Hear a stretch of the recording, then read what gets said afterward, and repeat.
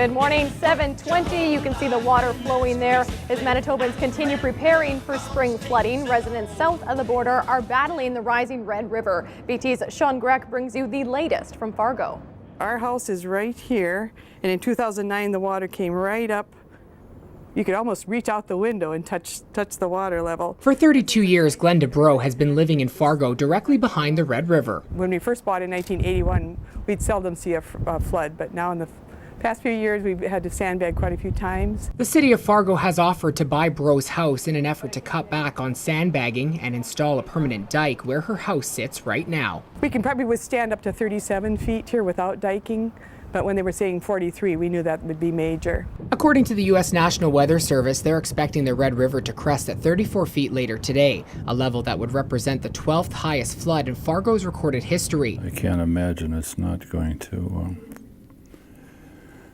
change here shortly, down a little more, because we didn't get any significant precipitation. Fargo Mayor Dennis Wallaker says the city began preparing sandbags and dikes 3 weeks ago, anticipating a flood of record.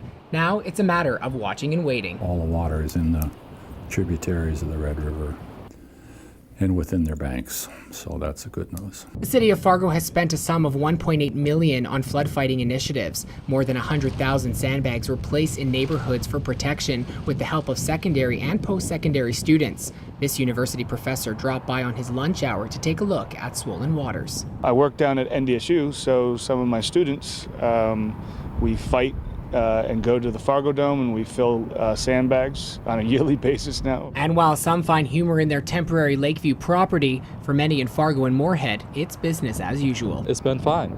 Yeah, so we like living here. During the rest of the year, you get the nice riverfront, and when it floods, it just creates a little bit more excitement. Well, the city needs help fighting it, and the people need to be out there helping when they can. The city of Fargo says the long-term solution to fighting floods here is by building a $1.8 billion diversion that will run 38 miles along the Red River. Sean Grech, City News, Fargo.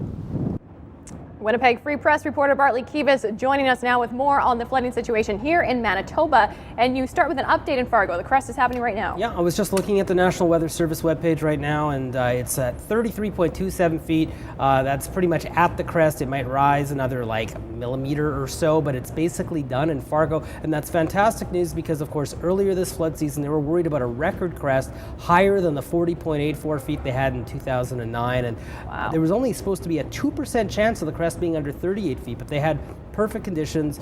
In the last couple of weeks, there were a lot of cool days, there was a lot of melt, it was pretty dry, and a lot more of the moisture, says the National Weather Service, soaked into the ground and didn't end up in the river channels, and that flowed into the Red River. All right, so how about here in Manitoba? Well, the crest of the Red is expected at Emerson on May 6th or 7th, and then we'll probably be up here in Winnipeg sometime before the Victoria Day long weekend. Right now, 7 properties in the south end of Winnipeg, Christie Road and the southern part of St. Vital, south of the perimeter, and also Cloutier Drive in St. Norbert. They have sandbag dikes set up as a precaution, and another 11 properties have been told to wait. You might have to put one up, and that is simply because the Red is high. The floodway has been in operation, the Red River floodway, since Monday night, and that's supposed to keep water levels sort of where they are at. As of yesterday evening, they were up to 18.2 feet at the James Avenue monitoring station. The Assiniboine River is still pretty low. Normally they wouldn't open up the floodway if the Assiniboine is low, but you've got a situation where the Red is rising faster than the Assiniboine right now. So this is very, very different from 2011 when you had a significant flood on the Red, but a much bigger flood, a record flood, a 1 in 300 year flood on the Assiniboine. Let's talk about some of the politics that are coming into play with this flood. We saw earlier this week farmers set up an actual blockade at the diversion, wanting to stop the province from opening it. At the Portage Diversion, yeah, just west of Portage La Prairie, the Portage Diversion sends up to normally 25,000 cubic feet per second of water. That's a lot of water into Lake Manitoba, and that's not a natural outlet. That was put into there, and that helped drive up Lake Manitoba water level levels to a record height in 2011. A lot of people lost their properties. A lot of people had their farms inundated. So the farmers were setting up there symbolically to say, you know, don't let this water in. The irony is this year, the major source of water into Lake Manitoba is won't be the diversion. It would be Waterhen Lake in the northwest corner of Lake Manitoba, which drains Lake Winnipegosis and Waterhen Lake. So the Waterhen River comes in that way. The other major source is something called the White Mud River, comes in from the southwest part. Anyway, so only 7,000, 8,000, 10,000 maybe at the peak, or maybe even 15,000 CFS of water will go in through the diversion this year. The farmers, however, are making a point, no artificial increase of the lake level is tolerable to the people in that area. That said, Lake Manitoba is down a lot lower than it was in 2011, partly because of the weather last year and possibly because of the operation of that emergency channel that drains Lake Manitoba through Lake St. Martin and then into Lake Winnipeg. Actually, the channel's from Lake St. Martin into a little tiny thing called Big Buffalo Lake.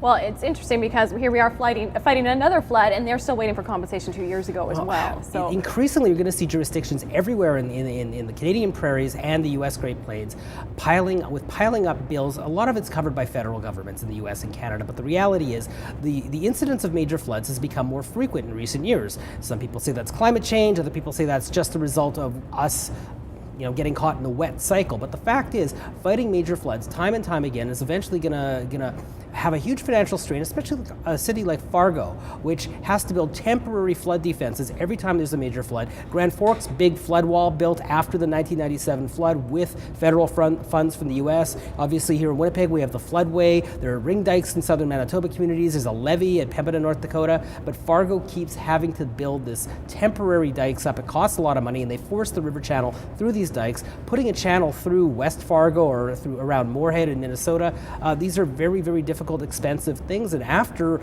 the Hurricane Katrina, the U.S. FEMA, the Federal Emergency Management Agency, doesn't seem to have, and this is just my assertion here, doesn't seem to have the funds to pay for these things. So, you know, we're going to be seeing a huge financial strain, and the provincial government, I'm sure, would love to just pay out everyone, but as we know, the province's finances aren't in fantastic shape. That's not an excuse, but that's just the way it is. They're going to probably hold back money as long as they can. Well, thank you so much for your input, Bartley. The flood fight currently on in the Red River cresting in Fargo as we speak right now. More BT coming up. Stay with us.